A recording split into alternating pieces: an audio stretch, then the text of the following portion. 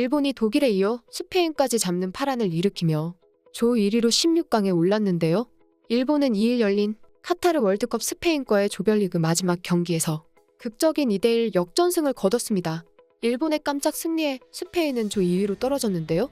전차군단 독일은 지난 월드컵에서는 우리나라에 패하고 2대회 연속 일찌감치 짐을 싸는 굴욕을 맛봐야 했습니다. 월드컵에서 이변을 일으킨 일본은 축제 분위기인데요. 일본은 2회 연속 16강 진출을 이뤄내고 독일과 스페인을 꺾어 유럽의 거인들을 잡은 강팀이라고 자축하고 있습니다. 전 세계 언론이 일본이 기적을 이뤄냈다고 축하해주고 있지만 이번 승리를 탐탁치 않게 여기는 시선이 등장하고 있습니다. 일본과 스페인전부터 계속 제기되어 왔던 음모론이 현실이 되었다는 말인데요.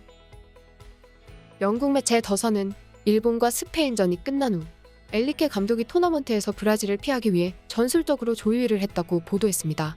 더선은 이런 계획 때문에 스페인의 경기력은 쓰레기통에 던져진 것처럼 보였다고 말했는데요.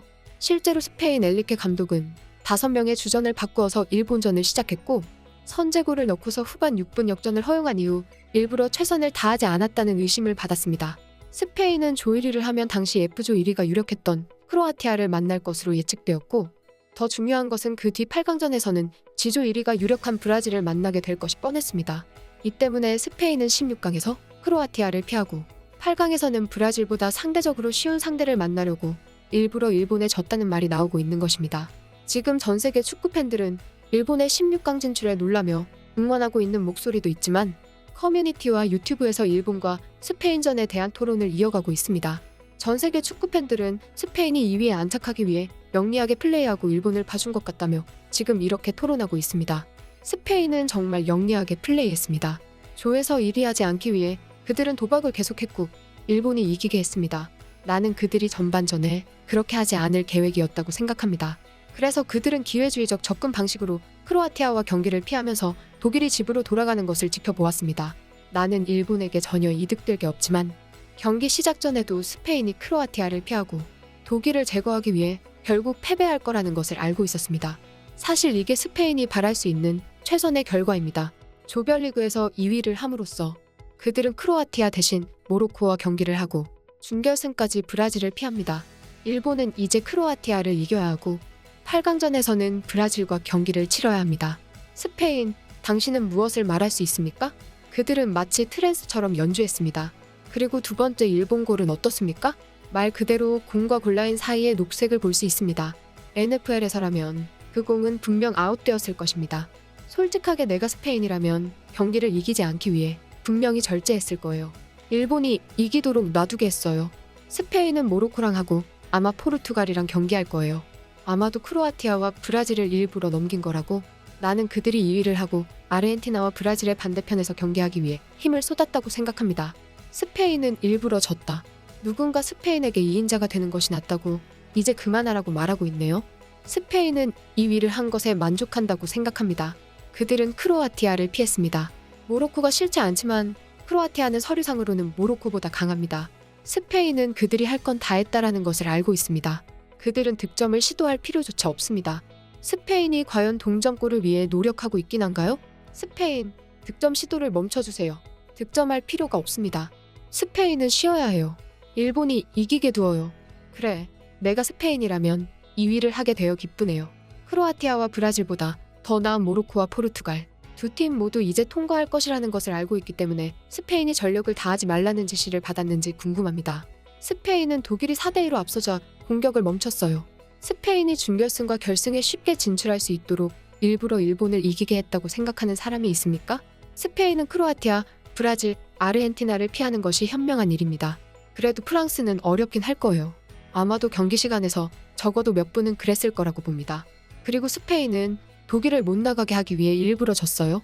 맞아요. 스페인은 확실히 아르헨티나, 브라질보다 영국, 프랑스를 선호했습니다. 누구나 결승전까지 가는 더 쉬운 길을 원하지 않습니까? 똑똑한 거지 않나요? 전 세계 팬들은 이렇게 반응하며 스페인이 전력을 다해 경기를 펼치지 않았을 것이라고 반응했습니다.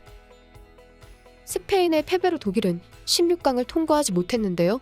일본전을 앞두고 독일의 감독과 선수들은 스페인 대표팀의 일본전을 꼭 이겨달라고 당부한 사실이 보도되었습니다. 만약 음모론이 사실이라면 이런 부탁보다 스페인은 자신들이 유리한 전술을 쓴 것인데요. 재밌는 것은 마지막 독일을 탈락시킨 일본의 역전골입니다. 이 역전골은 라인을 벗어난 것처럼 보였지만 VAR 판정으로 골이 인정되었습니다. 독일이 탈락하자 독일 팬들은 지난 일본전에서 상대를 우습게 보았던 리디거에 대한 조롱이 쏟아졌습니다. 한 축구팬은 리디거의 인스타에 가서 작별 인사를 하고 집에 가서 일본팀의 경기를 시청하라라고 비꼬았는데요. 이날 잉글랜드 축구 레전드 앨런 시어러는 동료 게리 리네커, 리처즈와 함께 폭소하는 영상을 올렸습니다. 독일과 앙숙이 잉글랜드 대표 출신 시어러는 독일이 또 월드컵 그룹 스테이지에서 떨어졌네라면서 몰락한 독일 축구 대표팀의 처지를 보고 기쁨을 나타냈습니다. 이날 영국 BBC는 세계 축구에 몰락한 거인 독일이 퇴장하다 라는 제목의 기사를 실었습니다. BBC는 독일의 탈락은 과거의 명성을 생각했을 때 충격이라면서도 2018 러시아 월드컵에서 멕시코와 한국에게 지고 당시 조에서 최하위를 기록했던 것을 고려해보면 불평할 수는 없다라고 보도했습니다. 일본이 극적으로 16강에 진출하면서 이제 H조 한국의 마지막 경기가 남겨져 있습니다. 미국 스포츠 전문 매체 ESPN은 2일 한국은 행운을 기대하기보다 미드필더 황인범과 공격수 조규성에 의지해야 한다 라고 말했는데요. 그 이유로는 한국이 우루과이전에서 운이 좋았다면 아픈 선수들이 없었을 것이라면서도 행운과 같은 추상적인 개념이 아닌 경기에 실제로 영향을 미치는 선수들에게 기대를 걸어야 한다 라고 말했습니다. ESPN은 득점을 못하고 있는 손흥민을 이해해야 한다며 손흥민은 최선을 다했지만 제대로 된 경기력을 보여주지 못했다 라고 말했습니다. 이 매체는 그가 지난달에 부상을 당하고 지금도 마스크를 착용하면서 회복하고 있기 때문에 이해해야 한다고 덧붙였습니다. 또한 ESPN은 포르투갈전에 이강인을 선발 출전해야 한다고 했는데요. 이 매체는 가나전에서 짧게만 뛴 이강인을 벤투 감독이 처음부터 내보낸다면 경기 흐름에 영향을 미칠 것이라고 전망했습니다. 이번 포르투갈전은 16강 진출을 위해서도 중요하지만 과거 노쇼로 우리 축구팬들의 분노를 샀던 호날두에 대한 복수라고도 했는데요. 반드시 한국이 포르투갈을 보기 좋게 이겨서 묵혔던 분이 풀어주기를 바라고 있습니다. 일본이 꺾을 수 없을 거라던 스페인을 꺾으면서 내심 배가 아프면서도 한국도 할 수 있다고 의지를 불태우고 있습니다. 한국은 지난 경기에서 이강인과 조규성이 놀라운 경기력을 보여줬고 마지막 3차전에는 부상으로 빠졌던 황희찬까지 돌아올 것으로 보이고 있습니다. 지난 러시아 월드컵에서 당시 피파 랭킹 1위 독일을 2대0으로 꺾는 기적을 보여준 것처럼 오늘 경기에서도 포르투갈을 꺾고 16강에 오르는 기적을 바라고 있습니다.